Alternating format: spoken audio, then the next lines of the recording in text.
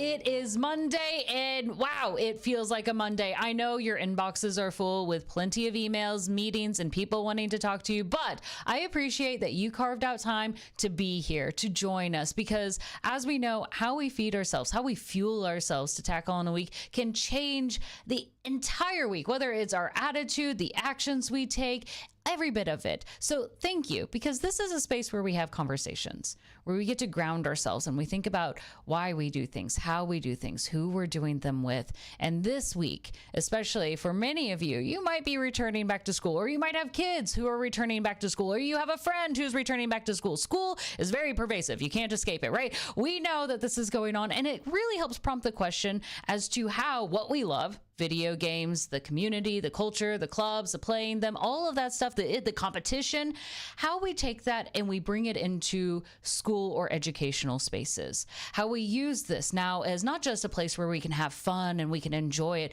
but we now marry it with ideas of allowing students to explore their creativity, their critical thinking, their leadership, and so much more. So we've brought two individuals who are just phenomenal in the creation and education space to join us in our conversation tonight on PinkPixels. And you know what? I'm done being for the teacher today, so we're going to turn it over to them. So please help me say hello to Ashley and Ariel today. Let's bring the two of you on. Hello, hello, hello. Ashley, say hello to us. Introduce yourself. Hi, everybody. So first of all, this is not my realm, so I apologize if I'm awkward on camera or any of the things. But so my name is Ashley Faulkner. I am what's called a district STEM and digital learning coach. So essentially, I help teachers figure out ways to implement STEM and technology into their classrooms. I love that. A great little bridge, because teachers are already kind of overwhelmed, lots to plan. Great to have someone who's like a support, like let me lift you and help you out there. Absolutely. Ariel, your turn. Let's hear from you. All right. Well, I'm Ariel. I'm an elementary esports coach and elementary teacher. I teach the littles, second and third grade, and they're absolutely adorable. And you know what? When they game big. So they are ready. They are ready to rock and roll. I love that you say that, because sometimes when we think of education or younger individuals, we think like, oh, it's smaller. It's not as powerful as a market. You know, they're not the ones that are out there streaming. But that really discredits the joy and experience that they're going through. Actually, I'm going to throw it to you first on this as we kind of talk about it. Why do you think, we're going to start with a fundamental, why do you think video games as either clubs or integrated into the classroom or on competitive levels are important to have in the educational experience? I mean, you're going to hit me with that right away. Right away. Okay. We're diving in. Here we go. All right. So like that's a very complex question, right? Because there's so many different avenues that you could take as to the benefits of what gaming in the classroom can be. So in our district, we have found success specifically with Minecraft in that it is just a platform that is safe for kids. My background is in the littles too. Elementary is where I live my best life. But it allows for a space for students to be creative, for them to learn some of those 21st century skills that sometimes we as teachers don't necessarily have time to teach directly. So, but with that, and then also just that, you know, it's an outlet also. So there's so many students where they might not fit into a traditional, you know, athletic sport, or maybe they're not, you know, into music or band or any of those things. So, you know, finding your people and finding like your ministry, if you will. Gaming is that pathway for a lot of students. We've also seen it be used a lot in SEL, and we know COVID kind of, you know, contributed to some of that social emotional mental health need. So it has provided support in that way as well. Now, for those not in the space, myself included, SEL, social emotional, help me with that one. Yep, the social emotional learning. Learning. So, I should have been able to guess that one. Okay, well. Acronyms are what educators do best. So. That's fair. Well, when you have so many different things and programs, it's kind of nice just to be able to condense it. But that's really a good but important way to say, like, it's more than just fun, right? Like, of all the fun things, why should we invest in this? When you kind of categorize it under that social emotional learning, it develops all of these additional skills besides, like, here's math, let's identify our shapes or colors. And I'm realizing I really don't know what curriculum we teach littles, as that's my list right now. Ariel, those are important. Yeah. There's a starting point. Ariel, tell me, how does this fit in with your curriculum, right? Like, you're the teacher in the classroom. You see all of this coming to play. How do you see all of this working together instead of like, okay, here's the little extra thing on the side? How does it now become something that's fully integrated in a full experience for your littles? We're going to just stick with littles as the official title now. Yeah, we can call them littles. Yeah. Hopefully mine aren't watching. They're going to be like, you called us little. So I use it as an engagement tool. Like, I know if the kids are bored, if I'm bored, it's not going to work. Fair. So I've been using Minecraft education in the classroom to kind of get them to illustrate stories that they've written. Yeah. And I'm like, create your illustrations in Minecraft EDU. And we can like write our story to go along with it. And they are just so passionate about it. They go from writing 3-paragraph stories to like, I have pages in Google Docs, and they're like, good luck, Miss Cope, because now you have all kinds of homework from us now. And I'm like, whoa, wait. But it's just encouraging them to take it even further. And it's giving them that creative outlet. It's amazing. It's great. So, and I've been tying it in anywhere I can in the curriculum with our math and everything. And the kids are just like, I love this. This is so much fun. I'm doing so much learning. It's amazing. It sounds like a full immersive experience. Like, now that they can play in the world, it's easier to create, to talk, to think in it. Now, I have to ask, because both of you mentioned Minecraft education, right?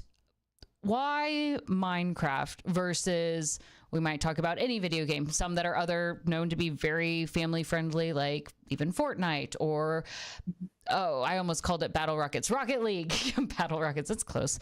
Or even why they might say other popular ones like Call of Duty or other more gun-oriented games. Why is Minecraft seem to be the one that we often hear again and again within educational spaces? And whoever wants to go first for this one.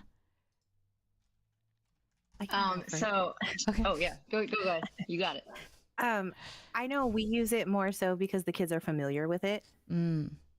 And there's always that like creative area. I have a lot of creative artists in my program and in my class. So they will take any opportunity they can to like show off and do their thing. So I know we've been using that more just for that aspect alone. The cool building features and designs elements with the blocks. That's actually a really good point. Ashley, what were you saying?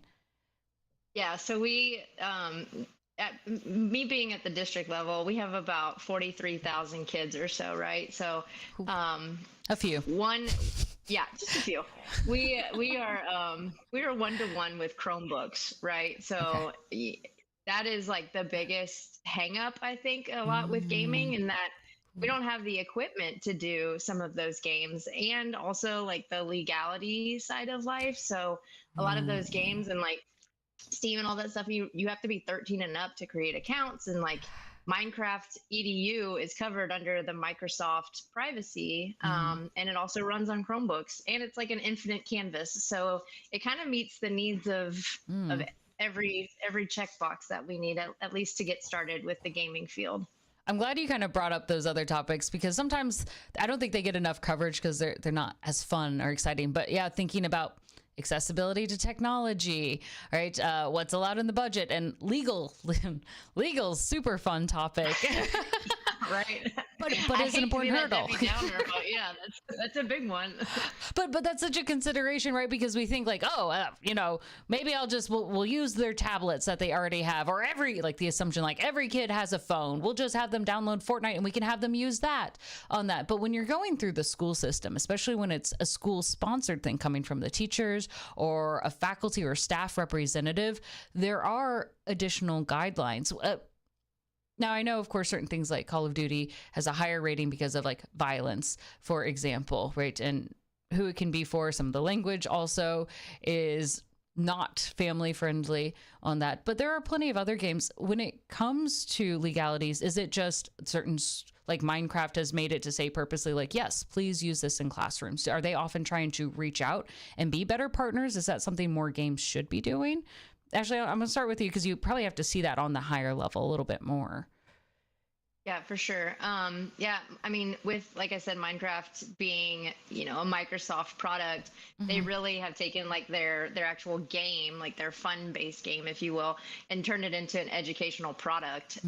But along with that, they've embedded a bunch of like lesson plans, created different like educational worlds. Like it makes it obtainable and accessible for teachers, especially because like people like me that are in their late 30s and above, like we didn't grow up gaming and streaming on the Twitch, like, you know what I'm saying? Like, we had Oregon Trail eventually. Okay. Exactly.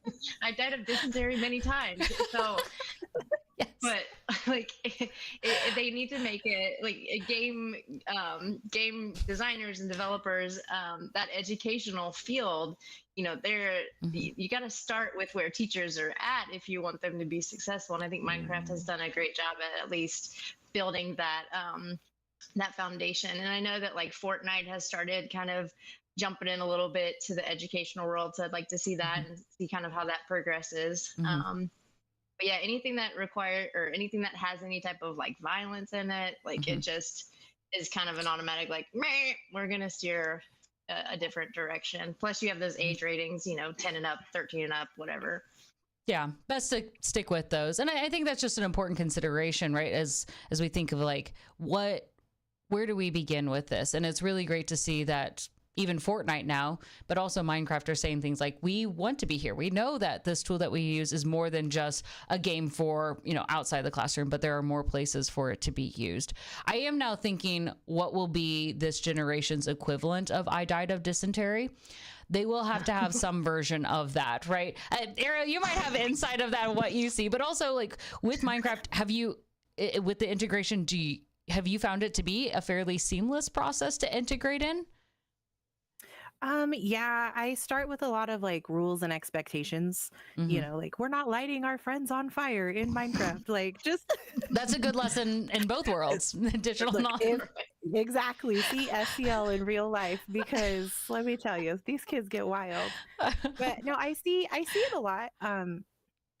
And the kids have been begging for more things, like they're like, when can we play Fortnite? And I'm like, okay, here's the deal with that. We have to make it educational, we have to follow our ratings. And they're like, well, what if I create a video game that I'm like, you know what, you go for it. Ooh. We can play your video game if you make one. So now they're really into that game design stuff as well, which is awesome. But see, that's like the kind of lead in that what people really hope for at the end of the day is like they aspire to like, well, you know what? Why don't I make my own? Why don't I design the art behind this? Why don't I become the level designer behind it? Maybe I open my own studio and I become, an entrepreneur and developing this.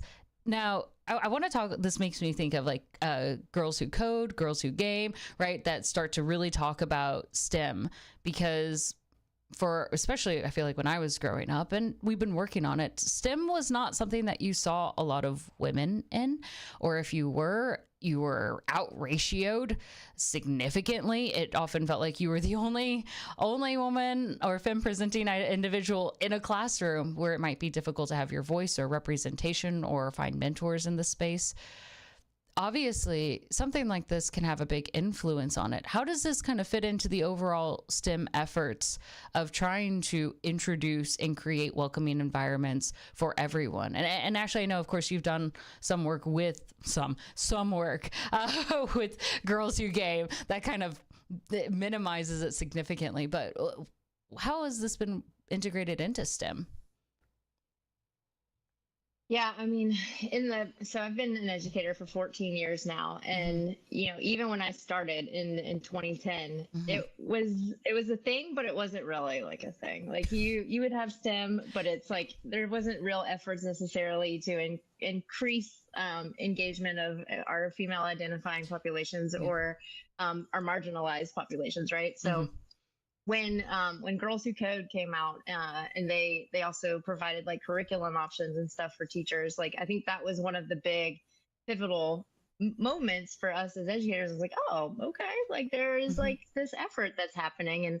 And with Girls Who Game, that kind of fell in my lap a few years ago, and really kind of seeing that like the mission and the vision for what this organization was, and the fact that representation matters, and we know that, but like we don't necessarily make it happen all the time. So like how can we connect our community, our mentors, our women in these STEM careers that are maybe few and far between at the moment, but really harnessing that power within our community to show our young women or female identifying students that like this is a possibility, and we are going to need you because it's only going to get bigger and bigger as we go.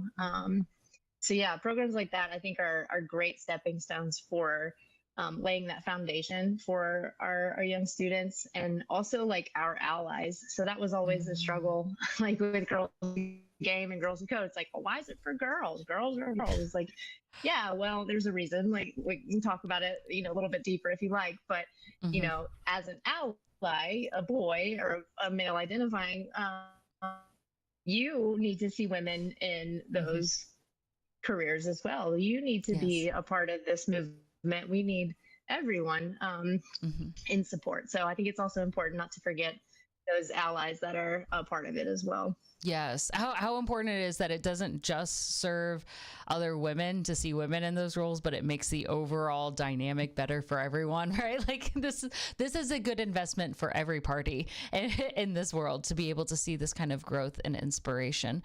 I think that's such a really important take when we might hear some of those small comments that come up every now and then. Well, why just girls? Why do they get their own separate thing? Why can't this be for everyone? And it's a unique resource recognizing right where we are currently and trying to help provide that. Now that kind of talks a little bit, and I want to address like the conversation of equity versus equality. Sometimes we see those being swapped interchangeably, or we may not always understand, like, why do we like to use the phrase equity when we talk about like providing resources? Actually, this might be an initial tag on you because I read it, of course, first in your bio. So, but Ariel, of course, if you've got thoughts on this as well, like as we think about how we make these resources available and how we try to cater and welcome, I'd love to hear as well. Sure. You want me to go? Yeah. Okay. Perfect. So, like when we're thinking about equity versus equality, like if I give everybody, a switch, let's say I give every club a switch, that's great. But this club right here, they have zero experience. They have no idea, no support. Parents have never helped them with it. They've never seen one before, never helped one before. And then I give another club a switch, and all of them have switches at home. They already know how to, like, I'm equal because I'm giving them one of each thing, but it's not equitable because I'm not giving them the right tools to put them on a level playing field. You know what I'm saying? So there's always that one image. I don't know if you know it, but it's like the three kids who are trying to see the ball game. And it's like, I give them all a box to stand on. And the poor little kid who, is 4 foot nothing can't see, but the kid that's 6 foot can see just fine. So, equity versus equality are two totally different things. I think that's such an important take, especially like Ariel right there, seeing the students in front of you. You probably recognize when students have big differences, whether it's from their home life or their background experiences, when it comes to creating a better experience for all of them. Because you have, how big are your classrooms? How many students, how many littles do you have? I have 25. So it's not too big. But that's still our hard. gaming program, There's a lot more. We've grown from 25 to 75 Oh. on some days. And we're all in one teeny tiny little room. Huddled in. It gets, great for, keeping the rooms hot. But you probably see that challenge of like, yes, it's easy to provide equality in a classroom where, we give students all the same amount of time to get a project done, or they all get the same amount of time to, on the computer screen or whatever it is. But that doesn't always mean that they end up in the same place or that they get the same experience out of it, whether it's because they don't understand it or they don't have the same context, or they might have other, obstacles that prevent them. How do you see that in your classroom of equity?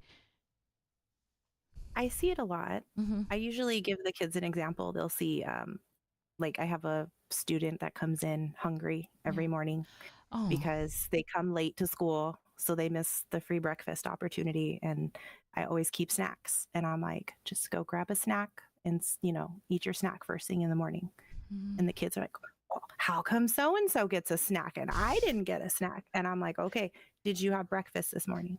Yeah, my mom woke me up early and I had breakfast. And I'm like, okay, well, our friend got here late. We need to be understanding that they didn't get to have breakfast. And I just like little things like that I explained, they're starting to get it. Yeah. I know when I started my mini game hers program, the boys were like, well, how come the girls get their own day? Where's our boys' day? And I'm like, look, like, you hear how loud it is in our esports with our boys? Like, Miss Cope can't handle a full day of just boys. Gotta go crazy. That's fair. Well, but like, they feel comfortable playing at home. I give them, mm-hmm. Yeah. And, the girls are just coming to me and they're like, well, I would join esports, but it's loud and the boys are crazy. And like, sometimes they're like, they hurt my ears. Like, could we just have a girls only day? And that's how we kind of started our program. Mm-hmm. It was like the girls coming to me wanting that space. I love that. And I like how it shows sometimes when we just talk about a singular topic, like, oh, we'll just bring this club in or we'll bring this, but it's still in conjunction with the full student, their whole lives, other challenges of how else are they doing in other studies? What is their home life? How are their social dynamics with their peers? When it comes to video games, obviously, with Minecraft Education and others, it might be really easy to point out things like, yes, look, here's where they were just doing 3 paragraphs. And now we can easily measure it and say, look, now there are 5 pages that they've written. Or we can, quickly with like number munchers, quickly say like, yes, they've done, that might be an old program now. I'm dating myself again, right? Right. But they've done these math tables, right? There's some things that are very measurable. But especially when I hear you guys talk about like SEL, how do you begin to measure those social and emotional levels and developments within it? Because oftentimes when you want to create a new program or get funding for it, you have to say, well, prove to us the success, prove to us development, which is really hard when it comes to elements like that. Ariel, I'm going to throw it to you first and then we'll hop over to Ashley, kind of seeing like how it tiers up. So I want to say that I've seen the SEL growth in my program because we started with 25. Yes. And then word started getting around. Oh, hey, my friend wants to join. Oh, my friend wants to join. Like, we heard that you do art in here and you do fan art for games and, and it just started to slowly grow and it became this amazing community where the girls would come in after school and they want to be there. Like the timer's going off like, hey, we have to pack up, clean up. And they're like, do we have to? And I'm sitting here like, I love you all, but I want to go home. Like it's not I've been here since 7 a.m. I know, I've been here since 6:30. Yeah. Like, it's just really hard to like put into numbers. So I was keeping track of attendance. Yes. And I was tracking like the girls' attendance, not just for my program, but I was tracking their attendance for school. And more of my girls were showing up to school because they have that community and they're making those friends now. Oh, yes. Participation is a good sign of saying like that they're socializing, because at least the opportunities then increase for them to be able to engage, and the continued growth kind of shows more of the engaged mindsets. That's a really good way of like, how do we tie numbers to the experiences they're having? And of course, obviously amazing that you guys have had significant growth. So well done. Ashley, on your level, right? Like, as you see this, especially when you have to work with many different teachers in schools, how do you also have to kind of provide that quantitative to the qualitative experience?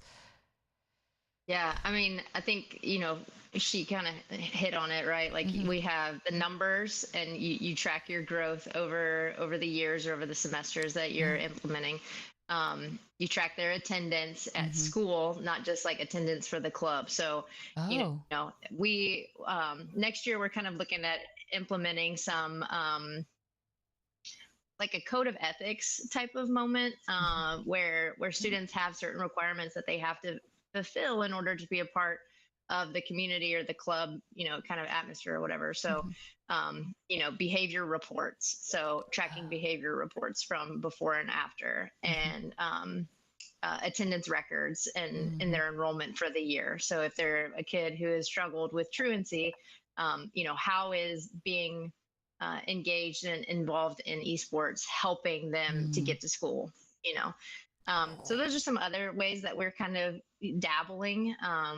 But also besides that, like the qualitative piece, which, the whole kid, right? And that's, as educators, that's the most frustrating thing about standardized testing, is that it's a number that means relatively nothing, right? Yeah. Sorry to say. Right? No, it's true. We can say that here. We know. Yeah.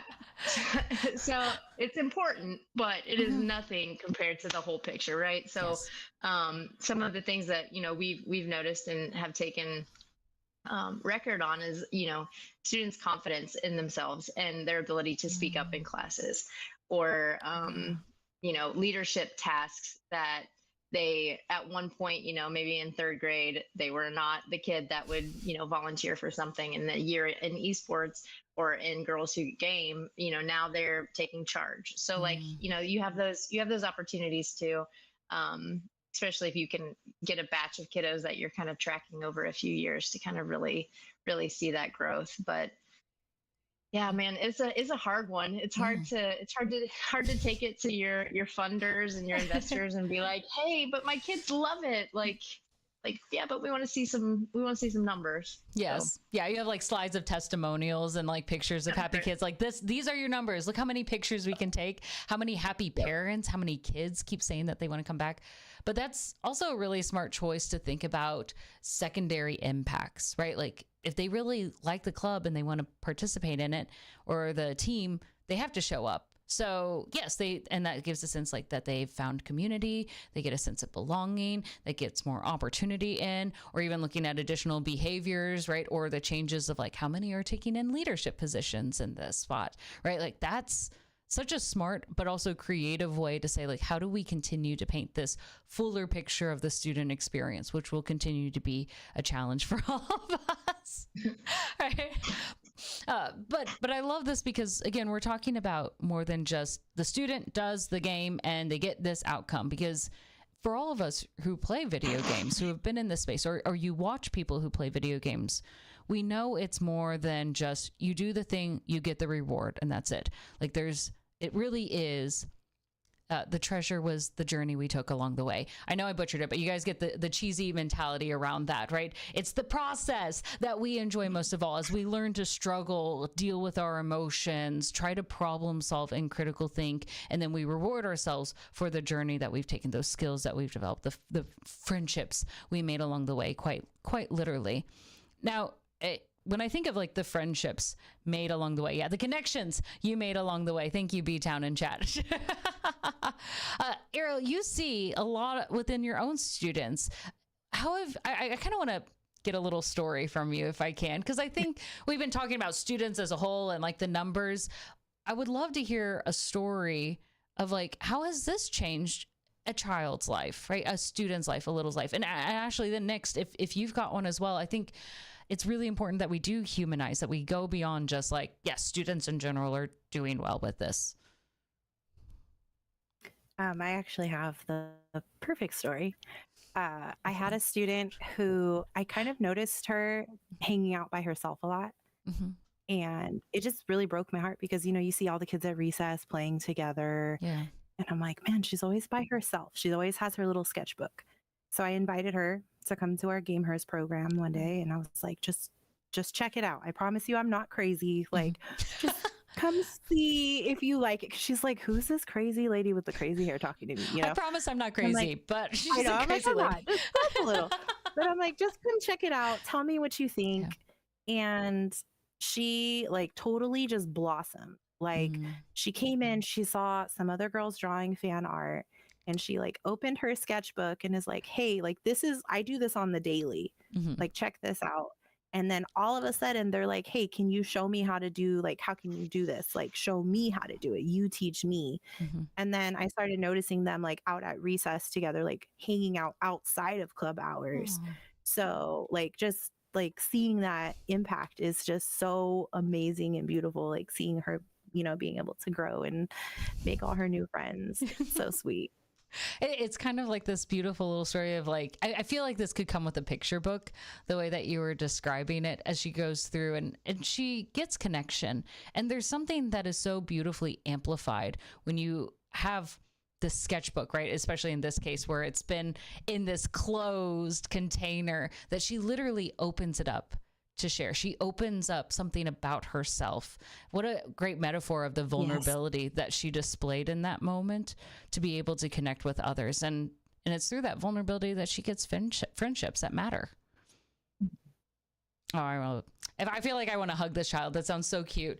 But those are the moments that you want to see. And I think this is also a good reminder that when we think of video games in schools, that it's not just controller or keyboard in hand, that it is a much fuller experience and that they can appreciate and experience it however they like, in whatever way that they want. Ashley, how about you? I hope, right? You, especially with like Girls Who Game, you get to see some of this hands-on as well.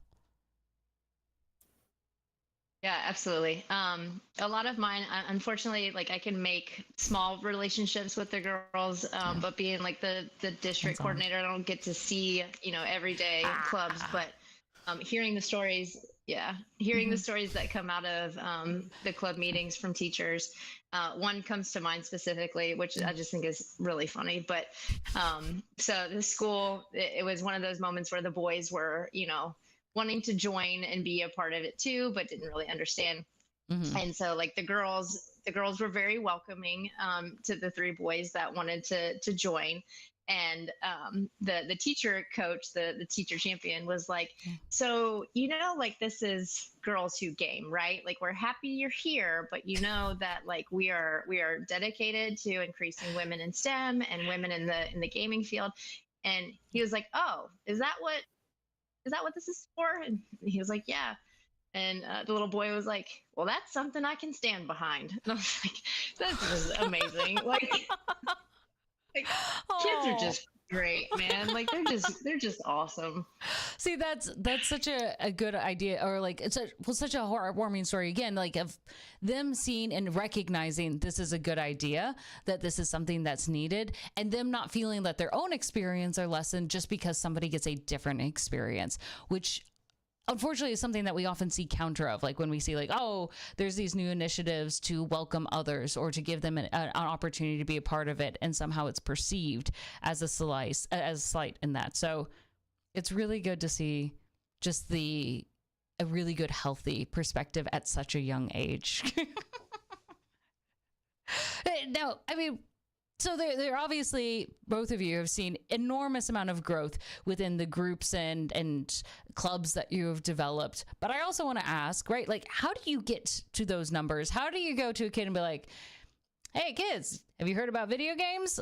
You know, like, how do you say, besides playing it at home, how do you get them to say, well, come play here in the classroom with us instead? Come hang out with these individuals instead of just on your own at the comfort of yourself, right?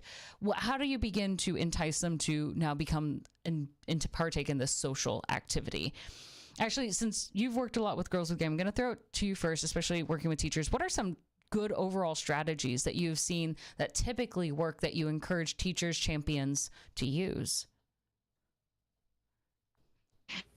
Literally, if you let them play, they will play. Like it's not hard to get kids at all. Like not hard at all to get kids interested. You just show them the room like, look, here's a PC, and they're like, we're here. Yeah, here we are. Yeah, they're here for it. No, but to be serious. So, yeah, I think it starts out with providing them the opportunity to see the games and to play in a safe environment at school. And the biggest challenge is finding a teacher who is willing to kind of take that on and be that or be that lowly paid supplemental duty after school moment. So I think it's less hard finding kids that are going to be into it. It's harder to find an adult that's willing and able. I think that's actually a really good challenge. And we think about that because it's asking more of the teacher. Hey, try on this new thing, integrate these new policies. You may be the first teacher at your school to do it. So you're also going to be the trailblazer, or you have to do it and showcase that it's going to be successful on top of everything else. And sometimes you get extra pay and sometimes you may not, depending on the work. Since we have one of those crazy teachers champions here, Ariel, I'm using your words, right? Is crazy. I think in the best way, that. But what was it like for you to know, hey, I want to take on this extra effort into my classroom. I'm going to do something that perhaps some of my other teachers at the school are not doing. I'm going to go above and beyond. I mean, heck, you even change your hair color for your students, which is something that a lot of people would not do. So I actually had an amazing admin, and she heard about esports. Our district was just getting started, and she was like, I have the teacher for you. Like, I want my teacher from my site. And I was like, okay, cool. Like, let's set up a meeting. Let's do this. And I met with my district team and we just talked about it. And I was like, I don't need to hear anymore. Just sign me up. I want to do this. This is amazing. Like, they said, we will give you 2 switches. Like, here's some controllers. Like, you do you. And 2 I was whole like, switches. Okay. Yeah, I got 2 whole switches. Some Yes. This is going to be great. But I have found that, like, starting off, I'm like, they call me the veteran elementary esports coach in our district. And I'm like, oh, veteran. Okay. I'm kind of feeling old. But I'm kind of the one that's like showing them how to like start their program. And like, I showed them my applications I had to do because there were so many kids that wanted to be in there. Yes. And like, I can seat 25, but when you have 100 that want to be in there, you know, we have to start the application process at that point. But I mean, what a problem to have. I know it's crazy. I feel bad when I go through some of these applications and I'm like, you didn't put your name, friend, but here we go. I might have you say that last part again. The internet was getting a little wonky. I'm sorry. Oh no. No, it's just a real life expectation. Yes. Like, you fill out job applications. If you're missing something, your application gets tossed. So they're getting that real world experience as well. Yes. But I got very lucky with my admin, and she was very supportive starting the program, and anything I needed, she was like, go for it. Just take full creative, control. But that's so important, because if you are by yourself, it becomes so much harder that you have to fight tooth and nail to get any resource that you have, or even getting a classroom that might be large enough for you to get the things that you want. And you might even have to doubt, like, are they going to be happy with these results? Because I don't know what they're looking for. What are they seeing as success? And so to have an admin from the get-go to say, I've got your back, I give you, freedom to do and make the decisions that you want, gives you the chance to be able to develop a program that is responsive to the needs of the students. So that seems like such a key support thing to have, that allowed you to say, like, yeah, you know what, this is what I'm going to do. And that you could move forward without double checking, going back, asking for more permission, having to recheck in time and time again. Actually, especially seeing at that director level, what kind of support system do you also try to help provide teachers to make sure that they're not going solo and wandering into the wilderness alone of the world of esports or games? Yeah. Absolutely, because it can be scary. Yeah. Like, especially for a teacher who is just trying to do what's good for kids, and they're like, so some of the things that we've done at the district level for Girls Who Game in particular. If you're familiar with Girls Who Game, you know that like it was a Dell, Intel, Microsoft, collaboration and stuff, and they come up with a challenge. And they try their best to create, resources for teachers to follow. And so in my position, I made the challenges that were specific to our community and would really kind of resonate with kiddos. So, kind of taking that PBL. Oh, there's an acronym again. So like project-based learning. Thank you. I did it again. Sorry. So like finding problems in our community that we can work together to solve. Right. Yes. So I created 24 lessons for teachers. All they had to do was facilitate them. And so, like it was, our icebreaker, our featured gamer, our, Minecraft world play or whatever, and then like the tasks that we had to research or do or whatever. So the most that like you can kind of create to set up a teacher for success, the better. And then also doing all that like that heavy lifting stuff that teachers just don't have time to do. Like they don't have time to go meet with community partners and figure out, who's an expert in this and record a video for me for that. Like that was kind of my role in that, is to put it all together in this nice little package that they could successfully implement with their students. Oh, that's so nice. It sounds like just a perfect little birthday present. You're like, listen, I've put this all together for you. All you have to do is open it and all the things you need are already inside. Yeah, it's brilliant. And then like I said, like securing some funding for a position, $800 for the year is nothing. It's pocket change, but it at least, assigns some type of, I appreciate you doing this. Here is, some type of supplemental pay that I can extend to you. For the late nights that you're staying for the clubs and everything, at least it's, a meal a couple times, right?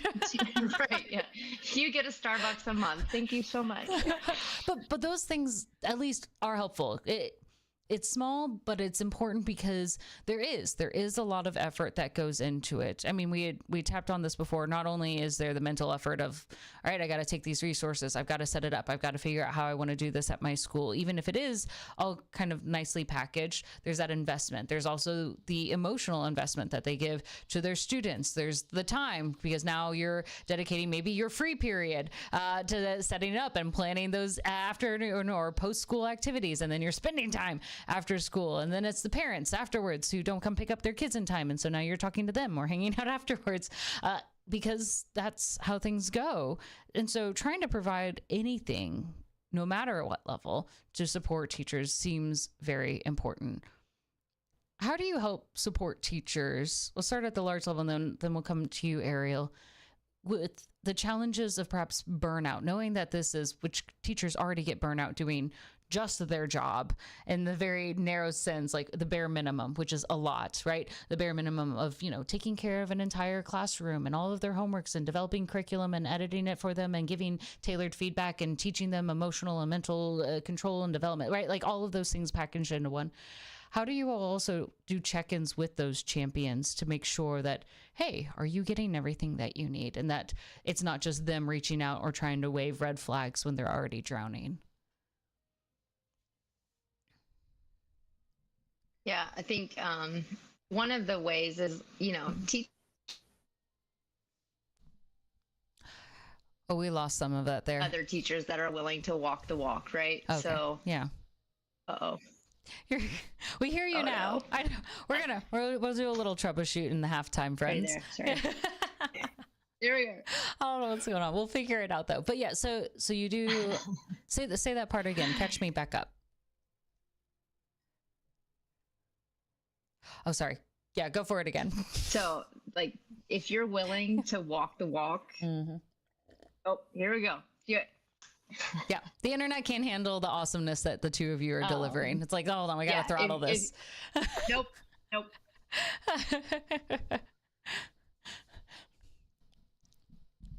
We'll make it work somehow. I think we're good. It feels like it's smooth. You think so? Sounded pretty good. Okay. Believe it. There we go.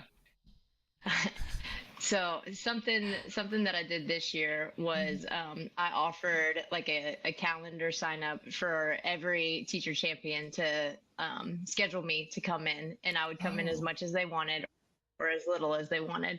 And I would facilitate the lesson, or I would, teach them how to do commands in Minecraft or whatever. So I think, having that open communication and building that relationship with the teacher first off is crucial. And if I'm not willing to do what I'm telling them to do, then man, I shouldn't be in my job. Right. So, I think that's the biggest thing, is just being willing to go in and model and show and support in any need capacity that a teacher might need. But then also it's great for students to see you in that role as well. And, you're kind of like a celebrity when you walk in because they saw you in the videos, or they, like, you're doing autographs. Yeah.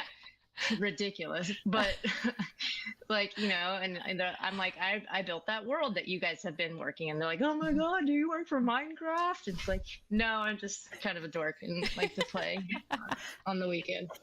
So I love that. But that is such a smart thing to be like, hey, let me come into the classroom. I'll take over for this one. And then the students get to see you. They get to hear from you. It also makes it easier of like, I think I'm doing this right. But when you see it, it helps.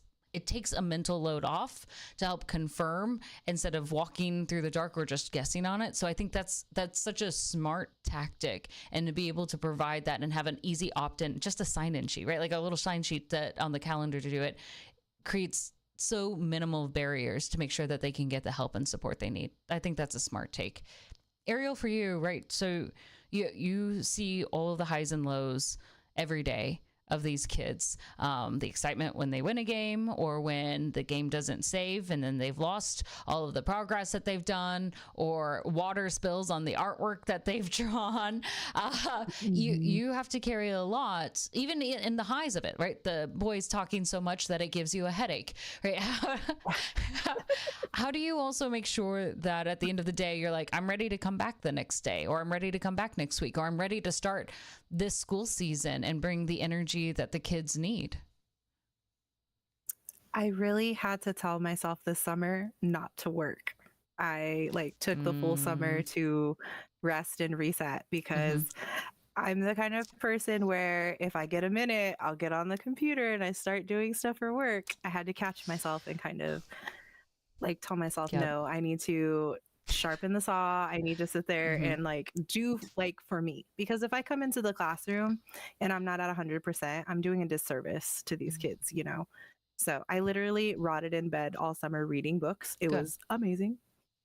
And I played video games. It was great. Excellent. But I've had to wipe away some tears for some of the kids. Like you said, water gets spilt on artworks.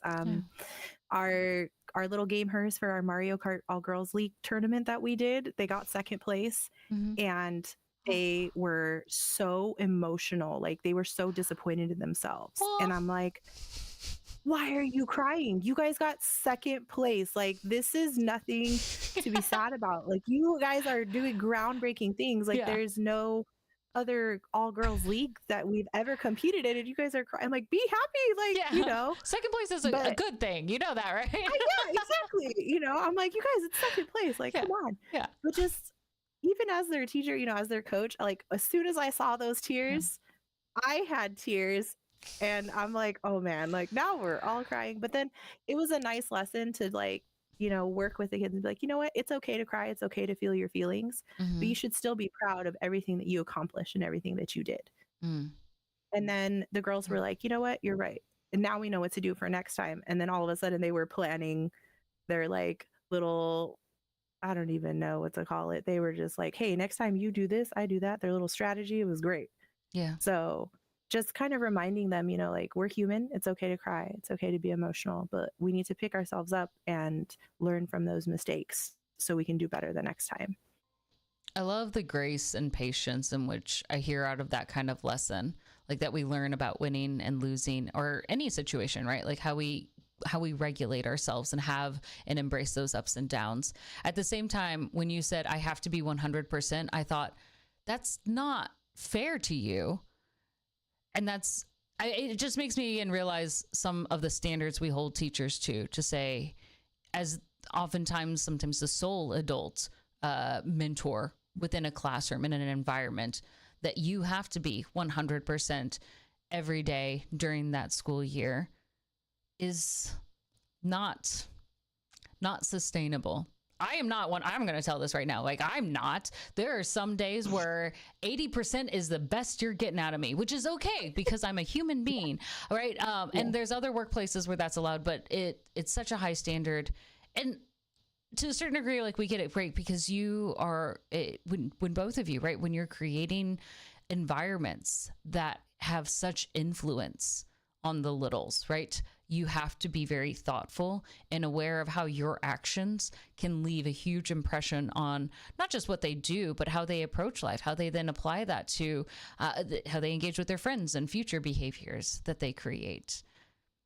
I want to flip this on the positive side, though, right? Because while there's a lot of pressure and thoughtfulness of saying, I have to be very aware, it's also knowing that the two of you have in all of your efforts, and that it is a lot. You guys both have very long resumes, have put a lot of time and effort and heart into this, right? That you have influenced kids who are now going through and going into the next level of school. They're going on eventually to college, and they're still taking these experiences that the both of you have created for them. And it's influencing their lives. It gives them the confidence that they need to put in an application, which is still nerve-wracking to me as somebody who's in their 30s, right? They're joining teams or hopping into Discord calls and playing with other people, that when they lose a game, they're not rage quitting and throwing their controller at the screen, which who can afford to do that these days? Screens are expensive, right? Like you're seeing them go into careers and starting to develop their own games, or even, there are 12-year-olds who know how to code, right? They're speaking, coding is another language to me. I count that as being bilingual if you can code, right? Like it is so impressive of the impact the two of you all made. But I want to know, before we hop into our break for the day, first break, is what kind of impact do you all individually hope for when you create groups and clubs and spaces like this, when you hope to see the domino effect begin to take place? Ashley, I'm going to tap on you first. 14 years in this space. Obviously, you're committed. You see the vision and what you've been doing. What is the impact that you're hoping to see come out? Man, it's tough. I think as educators, our biggest thing that we want for our students is for them to be a good human and be able to contribute somehow to our world, right? In whatever capacity that might be and however that might look.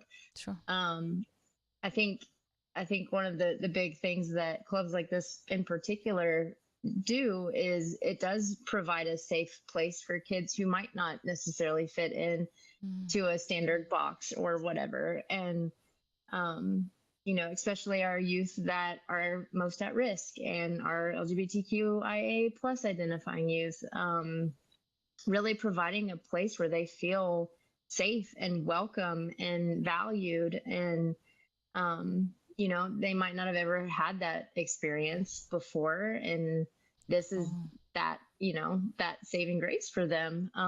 So I think, anytime that we do things like this, right, we're always thinking about reaching every possible kid that we can who might have been missed at some point.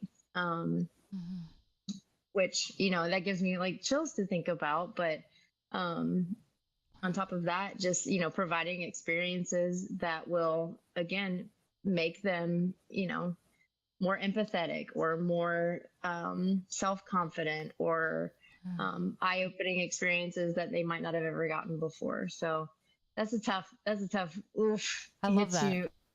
It hits you in the heart a little bit. Yeah. It sounds like you want a space that makes them feel like they're at home, that they belong here, that they can realize who they are in spaces like this. Yeah. And sometimes even better than home, you know? Yeah. That's a very tough situation to hear, but you're right. Since that can vary drastically of what that looks like and something that you can't control, but knowing in the classroom you can do everything you can to give them the best is so impactful, so amazing. I think that's a good reminder of how important it is to provide things like this to all students. Oh, don't make me cry. Okay. Sorry. No, it's true. It's true. It's easy to point to a lot of kids who have home lives that are unstable, or that they don't have a home, or is unsafe, or it's a variety of things.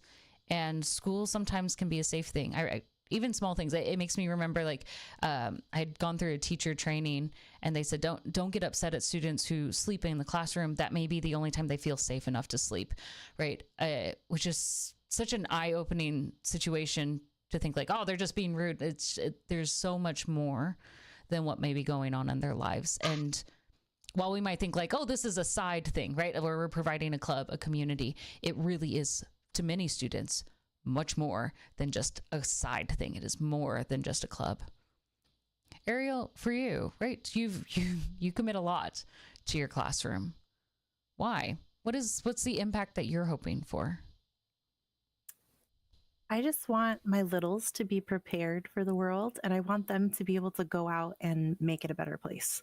Like, that is my goal, is just go out, and even if it's just doing something kind, paying it forward, like just little by little, making the world a better place, because the world's pretty scary out there right now with everything, you know? Yes. So if I can make the difference in one child's life, and being that crazy kooky teacher with the colored hair, whatever, if that gets them, motivated to do amazing things, be kind, and treat others with respect, and just make a difference in the world, then I'm happy. I love that. Obviously, the two of you have changed more than just one student's life. So mission achieved easily, at least on that. But we're going to take a 5-minute break, but I want us to come back and talk more about this impact and why we can see it and where we want to see it continue to move forward, and how those who might be listening, viewing, can get involved or support or continue to cheer on all of the good work that you all do. So, good friends, we're going to take a hot minute break. We'll be back in about 5-ish minutes. So we'll see you all in a hot minute.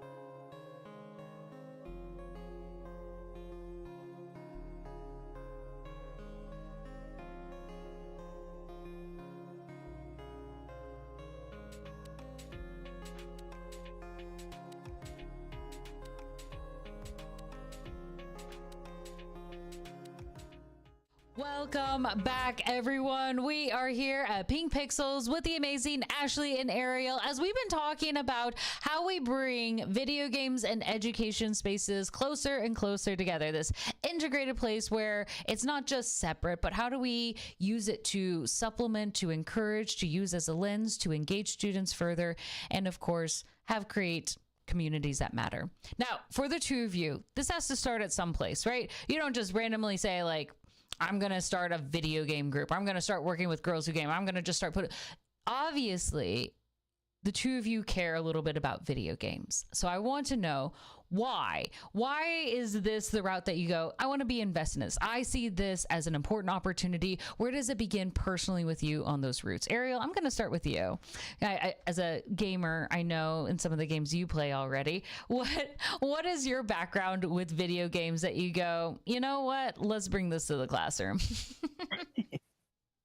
Honestly, I grew up watching my dad play video games, and my mom too. Like they have their whole like when they would play Zelda together, Aww. like their little story about how, you know, my dad would be trying to beat the game and had to wait for my mom to get off work. It's so cute and romantic. Oh my gosh. But like I just grew up watching them play and like wanting to play. And my dad always gave us that opportunity to play as well. So it's just another way for us to like spend time together as a family. Yeah. And I like doing that with my students. It's building that relationship. Like my sisters and I play Overcooked. Things get a little crazy. Yes. Like, it's amazing. But I'm like, the level of teamwork that goes into that game, like it's high stress. Like, gotta deliver. Yeah. Yeah.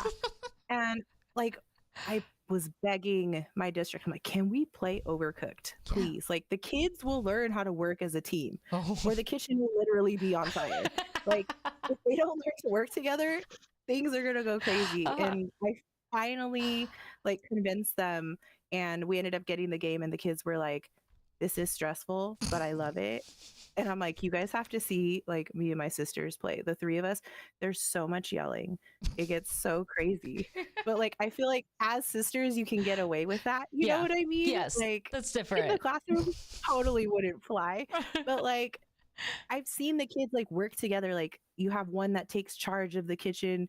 They do get a little Gordon Ramsay, you know, a little mean sometimes, but they take charge and they give each other jobs, and it's so amazing to see. Yes. So it's so nice that I get to share that with my kids in the classroom, because they'll be like, all right, we can't pass this, you got to play. And I'm like, all right, let me sit down and show you guys how it's done. All right, let the pro take a seat. Move on over. But that's part of it, right? Like you saw how video games can foster a healthy and viable relationship with your parents as a family unit and building people closer. And it's a valid way of spending time just as much as going to play in a park or kicking a soccer ball around. They're shared experiences that matter at the end of the day. And your continual play brings in new insights, because if you weren't playing that wouldn't have been something that, you know, would accidentally fall in your lap and be like, hey, you should also add this to the classroom. So I think that continues to add to the space, right? Add to you and who you are as a teacher, that you get to be a gamer on top of everything. Ashley, how about you? What was the thing that drove you to say, like, you know what? I think video games is a really good fit. I am happy to dedicate my time and effort to bringing this to others. Yeah. So, in my youth, right? Like, you know, Nintendo was where it was at. And it was like Super Nintendo. And then it was like Nintendo 64. And like just, you know, raising up on it, right? Yep. But more recently, as an adult, I saw my nephew. He wasn't really the kid that was into sports and didn't really like being outdoors. And you know, didn't really fit in quite well with peers, and saw him find that path through gaming. And I think that kind of like solidified, like, yeah, like this is something that has value, and this is something that could make an impact on a student. So I think that's kind of where my driving force was. Yes. Not to mention, I do have a pass with Overcooked too that you just brought up. So my family, we go on like a little reunion trip every year to the lake, and this most recent one, my sister and I, it like became unhealthy for a second, but it became like an obsession for her and I to like beat all the levels, and we ended up like beating. We beat Overcooked during that like 2-day span of rain. Like it was bad. It was a family shared objective, right? And you complete it. And if you don't yell at your siblings a little bit, then it's not family. Yeah. And if our spouses didn't divorce us and, you know, our kids were still fed, it was fine. Yes. But, yes. like, it's a good time. But yeah, that was the biggest thing, was just seeing that, you know, the impact and the benefit that it could have on a kid that, you know, didn't have that community that so many other kids did. So yes, I think that was my driving factor. I think that's actually a really great perspective, because it's not like I'm constantly in video games and thus I bring it. Like, I think it's such an important reminder, like when you see that it has an impact on others, that you can support it. Like, I don't play Fortnite. I'm not good at it. It seems very stressful. I have no desire to play a battle royale, right? If you were asked like, oh, Caustic, don't you know anything about battle royales? I'd be like, no, I know nothing about it. But I would be happy to support it because I've seen how it has changed lives. I see the excitement that others can bring to it. And I feel like there's sometimes this personal walls that we build up to say like, well, if I don't personally play that game, then I can't support it. And I love, Ashley, that you kind of show like, listen, you play video games, you have your own background with the N64, right? Your memories, your experiences, but it's the experience of others, and you're wanting to support that of others. That reminds people like, this doesn't have to be centered just around you.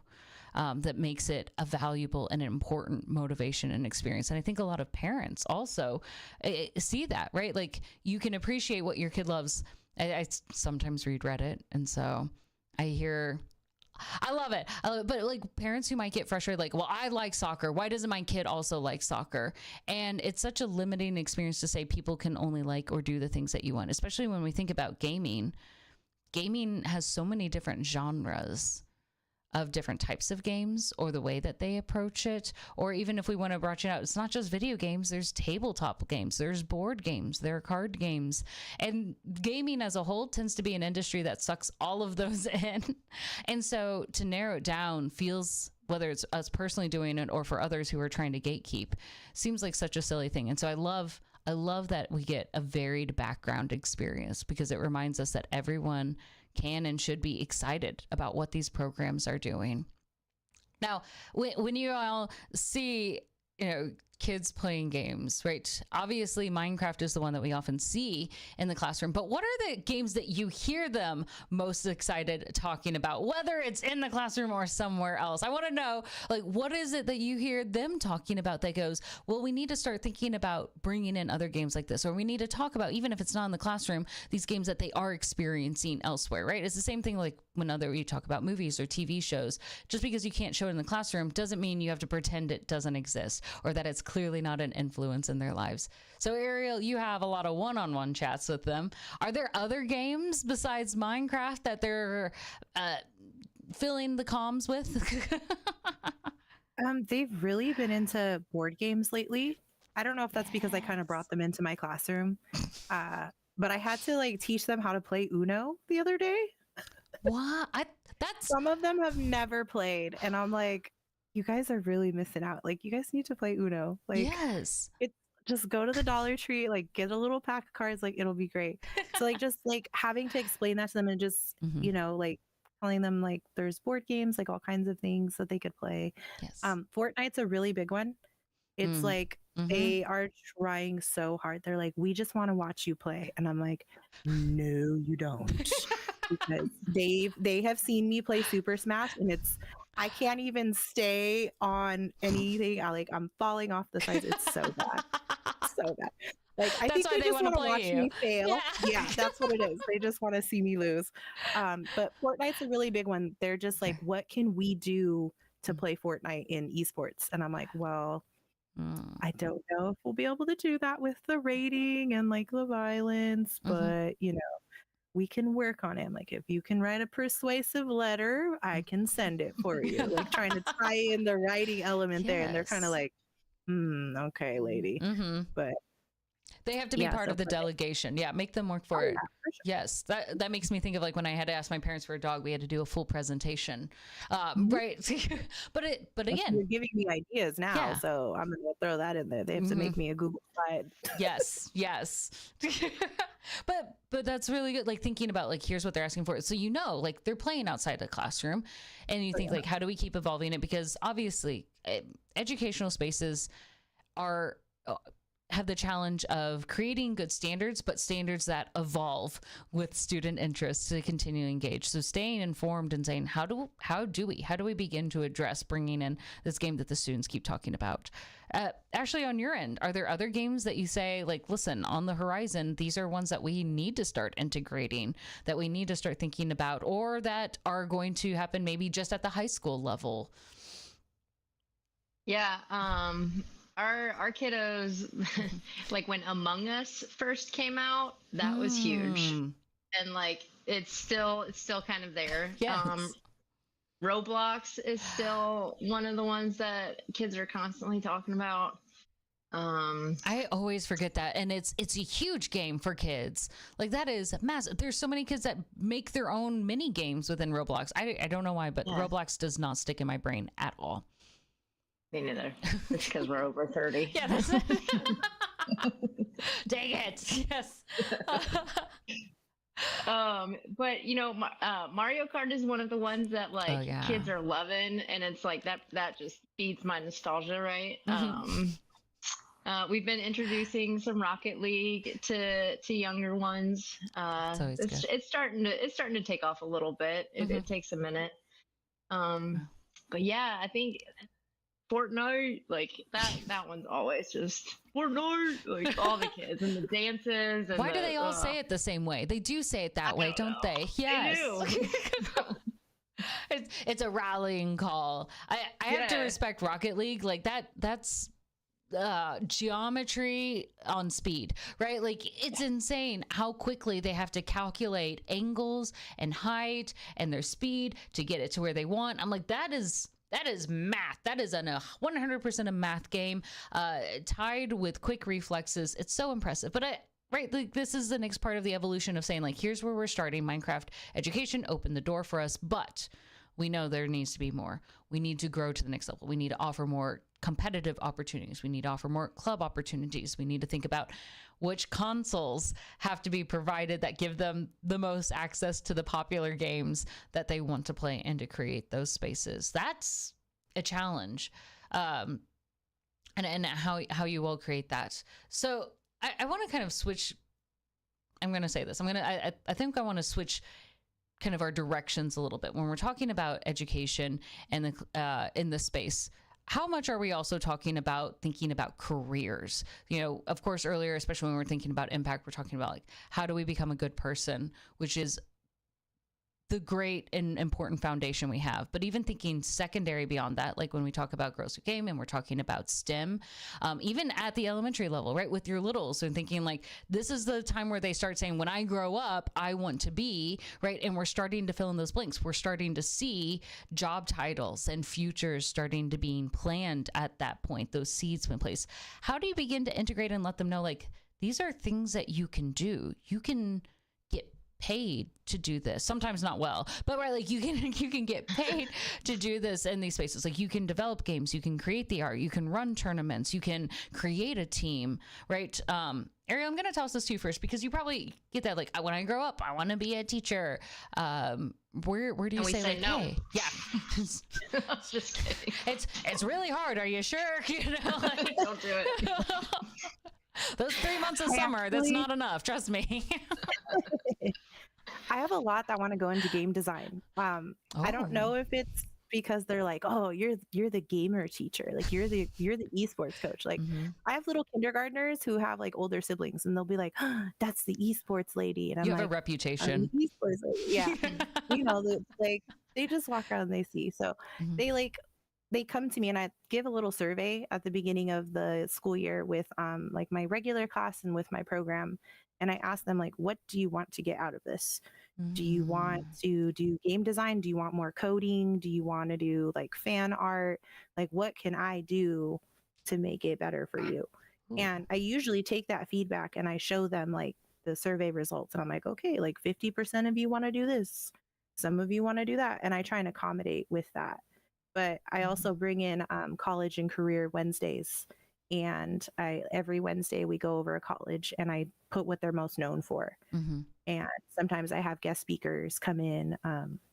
My baby sister is always really sweet and comes in and she'll talk about how she went to UC Santa Cruz and she did the game design, degree and everything. And it's so cute because you see like the little girls like watching her with like stars in their eyes, like, oh my God, someone else has done this. Like, and now I can do it too. And I'm just like, oh my God, this is great. So I just try and get the kids, feedback, and it makes them feel more involved.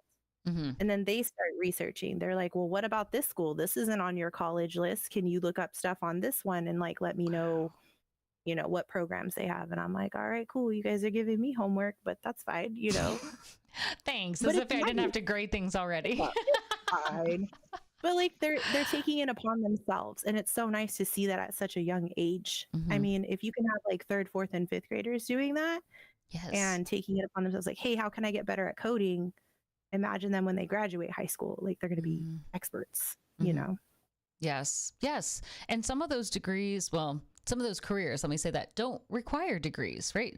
If you know how to code and you have a creative mind and approaching it already, you might hop in already, even at the high school level, and doing summer internships at different places. There's a lot more to it. Now, you get to see as they go through grade levels too, Ashley, like how do we lead up it, especially talking about STEM, right?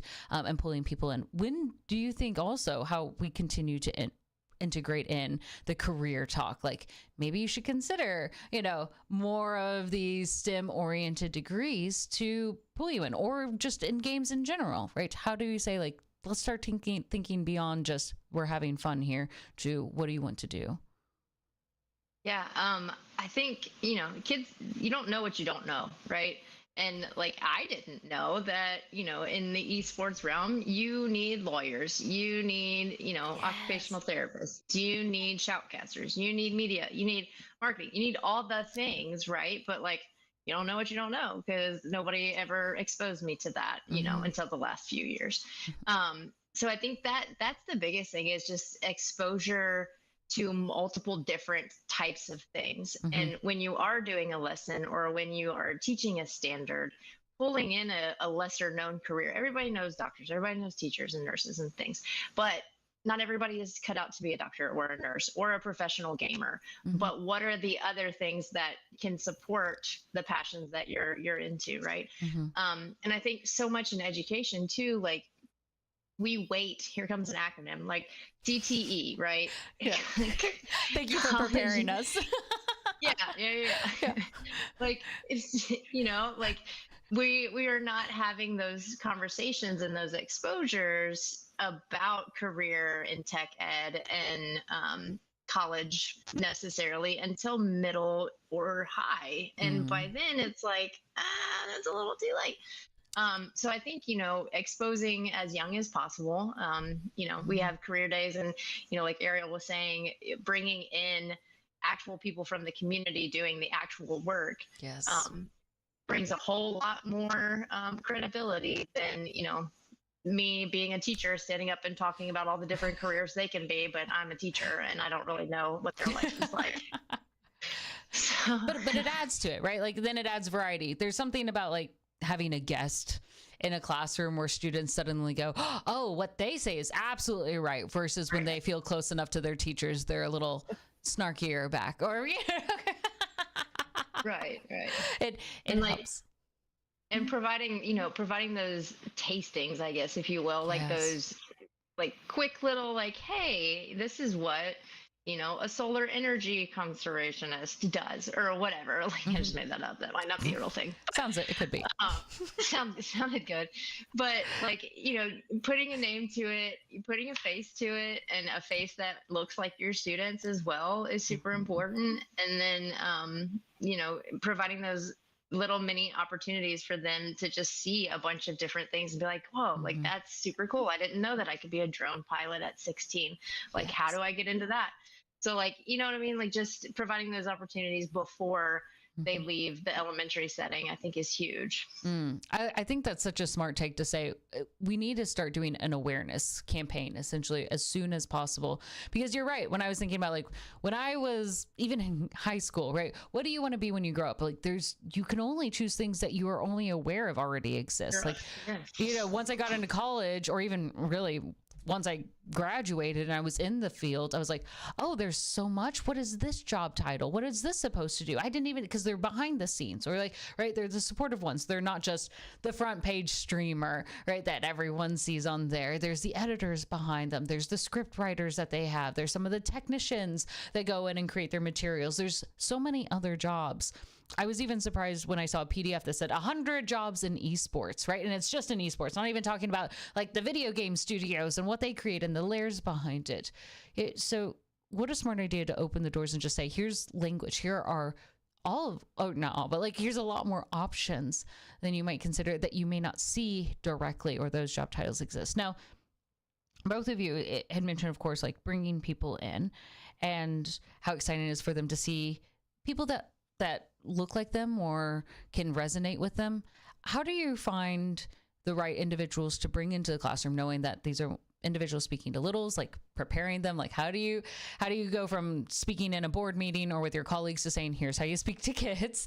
And also, how do you make sure that you think and are considerate of the representation that you bring to students as well? So it's not just everyone that looks the same coming into the classroom and only reaching a particular demographic. Actually, since you put a lot of those resources together as kind of packages and gathering those videos, I'd like to hear your thoughts first.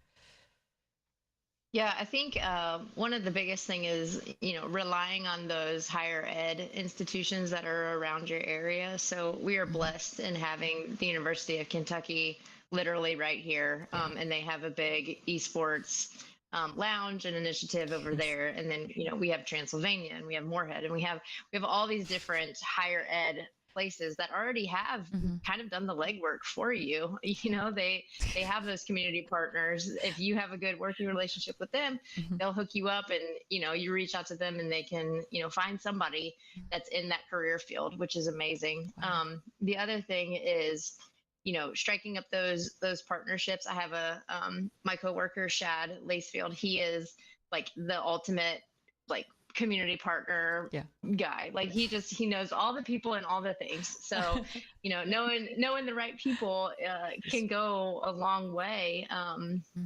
But then also, relying on those industries that are local to where you live. And, we have a big Toyota plant that's right down the road from us. So, tapping into their resources and figuring out, okay, what are you looking for in the upcoming industry professionals? What are you seeing a lack of?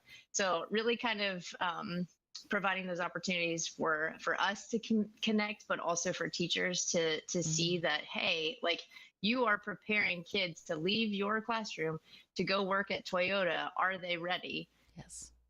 If they're not, then we need to change something and we need to do something. Right. Oh, so, we need to add in another assignment. We need to review some or get more experience for them. Right. Right.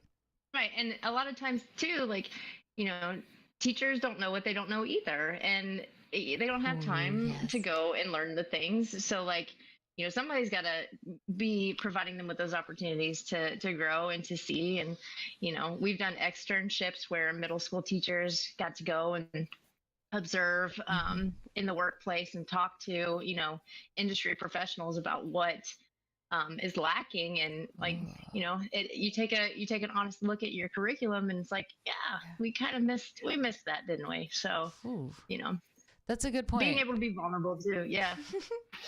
Hey, well, when we think about providing resources, we think about like, what are these resources for the students? But it's also like, yes, how do we educate the teachers? Especially, I feel like, now AI is a thing and I have to figure out like, how do I integrate AI into my classroom? How do I teach my students how to use AI? This is not something that I grew up using, right? Or even Yeah, when I started doing social media, when I was in college, social media wasn't really as prominent, right? There wasn't any degree where you can get in social media marketing like there is today.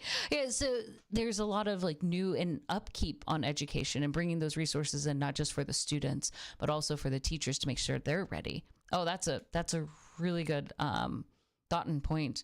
Now, Ariel, of course, right? You're here. How do you also find? It sounds like finding those connections, knowing people, reaching out is a really key part of activating your own students' interests. Yeah, it's kind of like what Ashley was saying. It's like, it's about who you know. And I've been going a lot to conferences more recently. So I do like esports summit down in Georgia, and I went to DreamHack, and just kind of putting myself out there. And I think my goal this year is to like have like a little business card with a QR code this time, because I went totally unprepared last year. But I kind of got out of my comfort zone, and I just was like, you know what? I'm just going to walk up to people, introduce myself, tell them what I'm doing, make that connection, build that relationship, and then kind of like ask them, hey, would you want to jump on a Zoom with my kiddos that are interested in what you're doing? And a few of them have. But I also try and like work with my community. So I reach out to like local businesses. I reach out to the kids' parents. I usually say, if you want to come in and talk about your job or your degree, it doesn't have to be a degree. It doesn't have to be the college you went to. I mean, the kids can learn anything, and they are more than happy to come in. I had a parent come in, and she's like in the admissions for universities in our area. And she's telling the kids like, you need to listen to your teacher if you want to go to college. And I'm like, yes, tell him again. And, you know, say it louder. Exactly. Say it louder for those in the back that are not listening. And it's just so nice. Like, cause the kids see like, you know, their best friend's parent come in, and it's just more meaningful. And it's not just me just talking up at them, you know, like yapping the whole time. So they like it. And they're seeing people that look like them. And that means a lot. It makes a really big difference. Well, especially when you don't get to see them working, or you don't know what those workplaces look like, seeing the person is the closest thing to say, like, I could be them, right? Do they see themselves in those individuals for a variety of variables? Maybe it's the way that they work. Maybe it's the way that they look. Maybe it's the energy in which they speak and engage. Now, I gotta say, so I love speaking to adults. They're fun. They're easy to go back and forth. Sometimes kids, to me, are a very intimidating audience. Trying to keep their attention is sometimes difficult.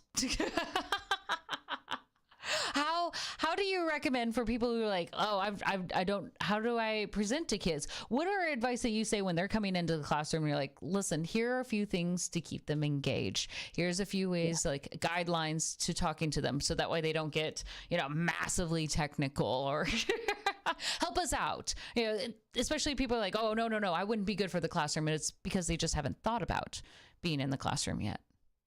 Yeah. I tell them to keep it simple.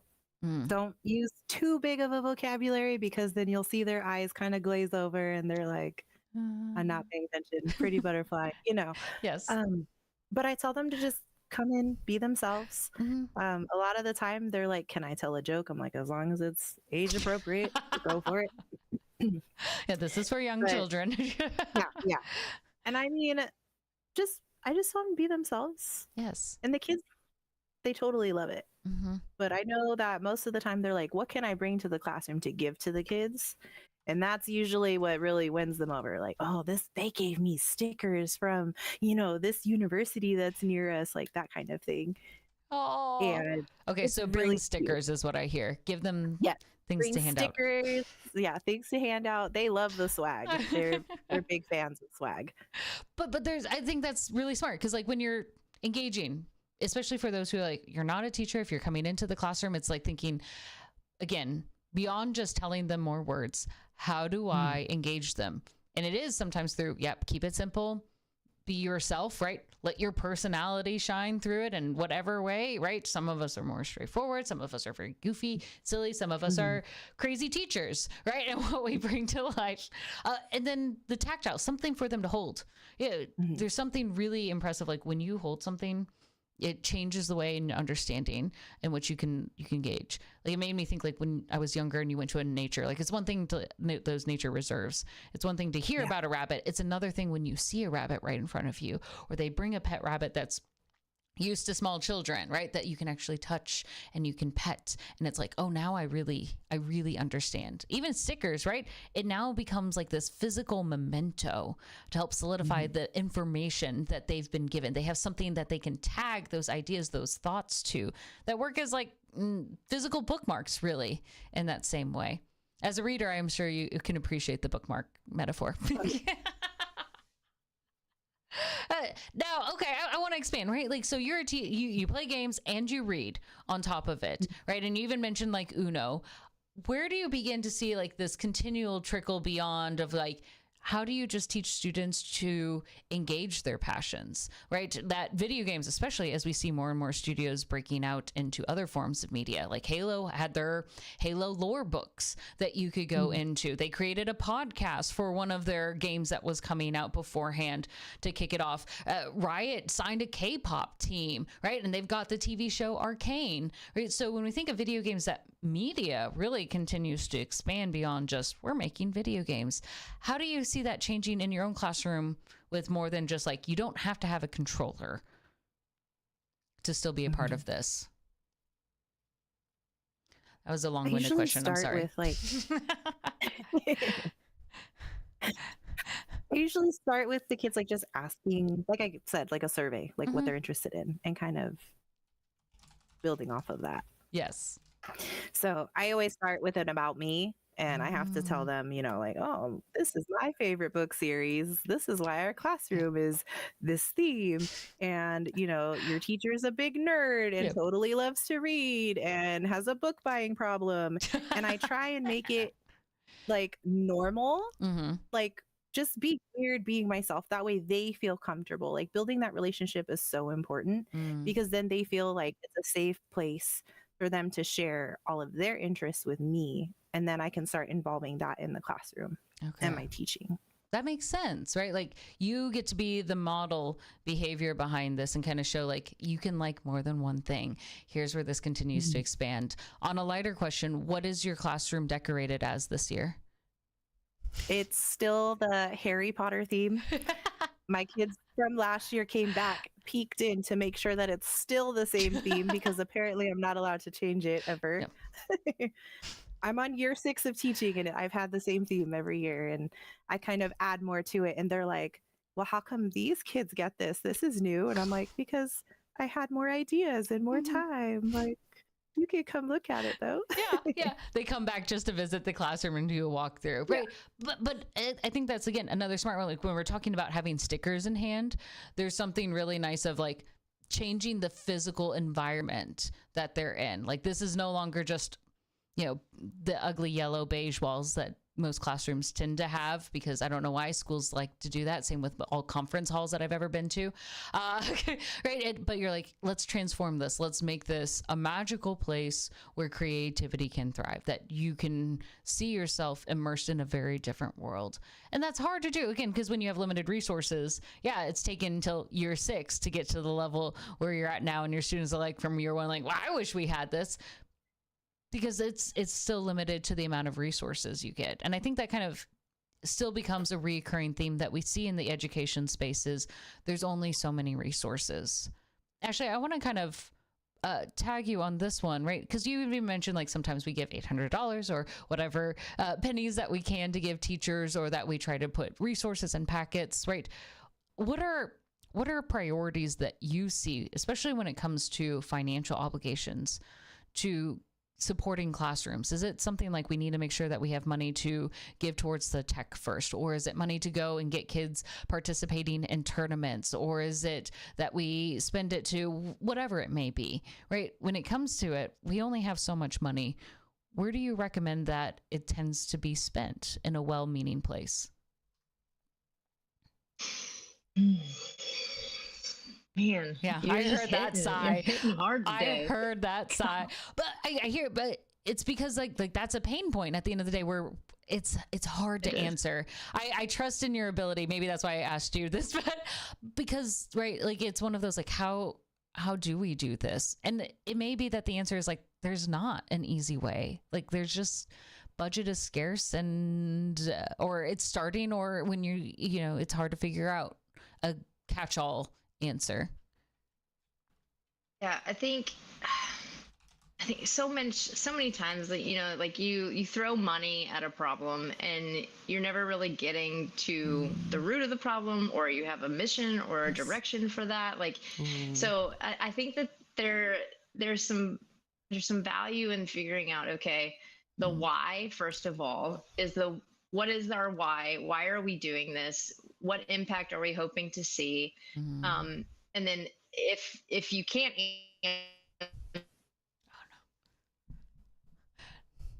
No, we just lost your internet. It was doing so well in the second half. No.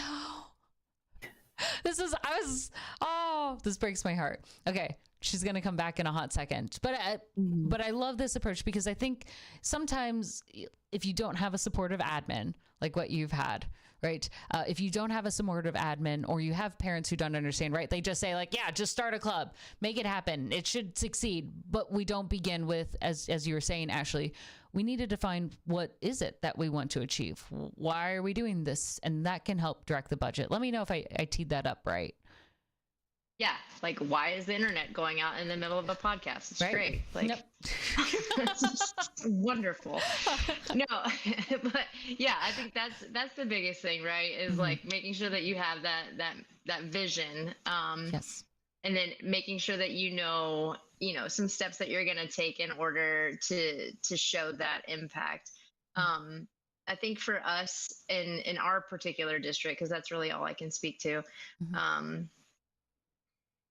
We are blessed to have positions like mine where we do see a bigger picture, and we are able to bring together, the connections in the community and build the lessons, and, do that hard legwork stuff. And if you don't have somebody that is going to bat and doing that, like, you know what I mean? Like it's a little bit harder for a teacher to just, I have all the respect for Ariel down there doing her thing and like just pioneering this for herself and her district, like this crazy. But like, I think investing and putting that money towards, finding a path that's going to be successful in your district. And like, we had to, and we're getting ready to invest in switches because we can't connect. Well, okay, I want to our network. Yeah. Yes. Our school network is tough, and for kids to have to log in and have their own username and the privacy that goes into all that, it is just way too many hoops to try to jump through to make it successful. So we are going to do LAN tournaments with switches because the online thing is just we're not there yet. But a teacher that's jumping in, they might not know those things. So, you really have to have that communication with your IT department and your, instructional coaches, if you have those, before you ever invest money in technology. I think, see, that is such a really good point to make because, right, if you have one person who's leading it and they don't know what questions to ask, what that faculty is like, I didn't even think, can we log into the internet? Will the school allow it? So I know some schools don't even allow connection to social media sites and they ban access there. Or what are the privacy concerns if I have students signing the accounts? If the teacher doesn't, or the faculty or staff member doesn't know, of course they're not going to think of those considerations and bringing it up. And so it's thinking even beyond just budget, but what stakeholders or what people need to be really useful and part of that support to make it successful, to make sure that you know what you're getting before you make those purchases. Don't buy PlayStations if that's not going to be something that you can end up using, even though they're very expensive and the resale rate still is not bad. Right? It's not something you want to go through. And when it's with education funds, getting the receipt in return is not always as easy. But that's important. So I kind of want to go into that, right? Even though it's great to be like, yes, you have your champions. What are other people that would be helpful to have to support that champion, to support that educator, to say, listen, they need to have an admin person. It'd be really great if they have the parents support, or at least the president of the PTA. Yes. Parent Teacher Association. Yes, I'm learning. Look at me and my acronyms. Right. Oh, who are other individuals that should or could be really great advocates and supports as these programs try to garner more traction? Yeah, I think you hit the nail on the head, right? You have to have your admin staff that's, okay with this happening. You Right. have to have your parents that are going to, because that's another equity, right? Like that's a piece. And students who have transportation after school is great, but there's students that don't have transportation after school. So what are you Yes. going to do to make sure that any kid, regardless of their situation, can get to and from school, right? So, building those communications with your public engagement, or we call it our FACE, FACE. It's like our community liaisons, if you will. Are we at like 5 but acronyms now at this I point? know, I know. I told you, it's just what it is. I love it. Yeah. But like they're a great Yes. you know uh village to have, if you will, so Yes. that you can figure out things like, okay, who could we contact about after school snacks? Oh, you've Oh, got this yeah. contact, great, let's do that. Who's got vans at their building that we could utilize on Wednesdays after school so that we could transport kids home? So there's just so many different players in this too, and those are some things that a lot of schools don't necessarily have to think about, but many schools do have to consider.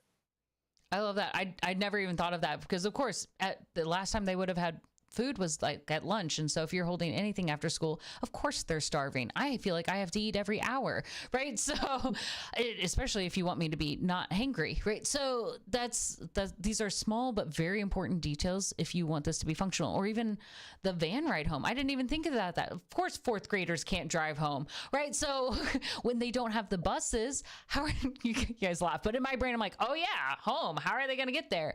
And it's later at night, especially at winter. So it's not like, even if they live close, they shouldn't be walking home. So how do you ensure the safety? That is such a bigger issue, right? Of like, they're important, they can be handled, but you have to be able to handle them. You have to be able to answer them. Wow. It gives me such appreciation for the organizations that the two of you have built to make these available for students, and to have this now impact. Ariel, you said you're at 70. Actually, whoa, gosh, what was the number? How many students are in Girls Who Game? Isn't We were in 20 schools and Yes. About 270 students. Yes, right. Like, so you have so many students that you have to try to make sure, like, how do we accommodate? How do we make sure that they can be a part of it? If they don't have a way home, then of course they can't be a part of those events, right? What a good consideration that the two of you have done to continue to make spaces that are welcoming, that are accessible, and that are understandably helpful to these students, that where they want to be there, that they're going to be taken care of, whether it's that they feel included, that they can see themselves in the mentors that are coming in, that they have a way home, right? So that they have the resources that they need to feel like they belong, that they can be in a safe space where they can be who they want to be. These are such important small details, but they are details that make a world of difference for the students. So thank you both. We are cutting close on time. So I want to make sure that the both of you have an opportunity to share with others who are listening, whether here or in the recording VOD afterwards, of where they can continue to support you all. What are socials, events, discords, organizations that you'd like to call out? Ariel, I'm going to throw this to you first, right? Where can people continue to follow, be inspired, help out in any way possible? They can follow my Instagram, The Game Her Teacher. And I want to give a shout out to NASIF because they've been such a big help in building my esports program. And I applied to be a mentor this year. So hopefully I can help kind of continue to grow that community. So shout out to Ariel's. I hope that we just see you at conventions and everyone who you mentor also has like the same hair color. And it's like you're that would be amazing. walking around with vibrant hair. Excellent. Excellent organization once again, and good friends gamer tag or Instagram handle right underneath Ariel. So easy for you to follow, The Gamer Teacher. Ashley, how about you? Where can we continue to follow, support you and the organizations that you're a part of? Yeah, sure. So Instagram or Twitter, the A Faulkner STEM.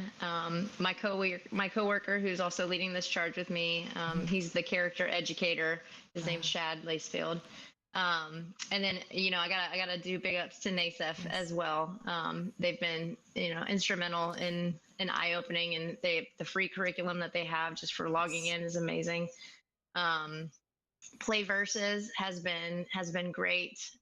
We've partnered with them to help get middle schools a switch and their tournaments set up. The UK esports folks over there have been amazing in our success. And then the Special Olympics Kentucky is one of our newer partners that we're working with to try to get some funding for teachers and to ensure that it is inclusive for every single one of our kiddos. I love that. What a good reminder.